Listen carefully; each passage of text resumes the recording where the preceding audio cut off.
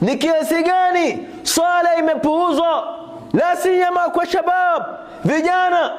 Hutawaona msikitini isipokuwa watu wenye umri mkubwa, wazee ndio wanakuja kuswali. Aina shabab, vijana wako wapi? Je, swala imewekewa watu wazima peke yake?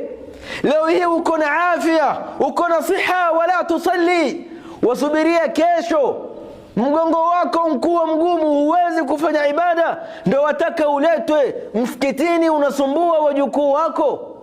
Swali leo, swali leo. Fala budda muislamu akuwe na ghera juu ya ibada hii ya sala.